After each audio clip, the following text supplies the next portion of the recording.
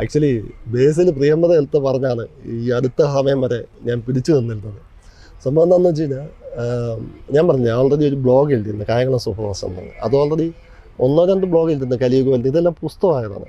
അപ്പം ഈ പുസ്തകമൊക്കെ ആവുന്ന സമയത്ത് ഞാൻ ബാംഗ്ലൂർ വർക്ക് ചെയ്യുമ്പോൾ എനിക്കൊരു ഇമെയിൽ വരിക ബേസിലിൻ്റെ. അതുപോലെ ചേട്ടാ ഞാൻ എന്താ IT ഫീൽഡ് വർക്ക് ചെയ്യുന്നതാണ്, എനിക്കിങ്ങനെ ഷോർട്ട് ഫിലിം എടുത്താൽ കൊള്ളാം, ചേട്ടൻ ഇന്ന സ്റ്റോറി എടുത്താൽ കൊള്ളാമെന്നുണ്ട്. അപ്പോൾ ആ സ്റ്റോറി എടുത്ത് ബേസിലാണ് അത് ഷോർട്ട് ഫിലിം ആക്കിയത്. ആക്കിയതിന് ശേഷം എനിക്ക് എല്ലാം ഡീറ്റെയിൽ എല്ലാം പറയുന്നുണ്ടായിരുന്നു. അതിനുശേഷം ആ ഷോർട്ട് ഫിലിം ഹിറ്റായി. ബേസിലിപ്പം ആക്ടറായി, ഡയറക്ടറായി പോയി. ബേസിൽ തീർച്ചയായിട്ടും എല്ലാ കാര്യത്തിനും സപ്പോർട്ടായിട്ട് വിളിക്കാറുണ്ട്. ഞാൻ വിളിക്കുമ്പോൾ ഫോണെടുത്ത് സംസാരിക്കുന്നത്, ഞങ്ങൾ എല്ലാ കാര്യം പറഞ്ഞത് ഈവൻ ഇപ്പം ഞങ്ങളുടെ സാറയുടെ പ്രൊമോ ഇറക്കിയ പോലും ബേസിലായിരുന്നു. അപ്പം രസം എന്താണെന്ന് വെച്ച് കഴിഞ്ഞാൽ ബേസിൽ പോകുമ്പോൾ ബേസിൽ അറിയാതെ ഞാൻ പതുക്കെ എല്ലാവരുടെയും ചെന്നത് പ്രിയമ്പത കാതരയാണ് ഞാനാണ് എഴുതിയത് എന്ന് പറഞ്ഞുകൊണ്ട് ഞാൻ മാക്സിമം പ്രൊമോട്ട് ചെയ്ത് എങ്ങനെയെങ്കിലുമൊക്കെ എൻ്റെ സിനിമ മോഹം പറയാനായിട്ട് ആൾക്കാരുടെ അടുത്ത് ചെല്ലുമ്പോൾ ഈ പേര് ഞാൻ ഒരുപാട് യൂസ് ചെയ്തിട്ടുണ്ട്. ആദ്യം ഉള്ളതിനെക്കാട്ടി പിന്നെ അതിൻ്റെ റീച്ചും കൂടി.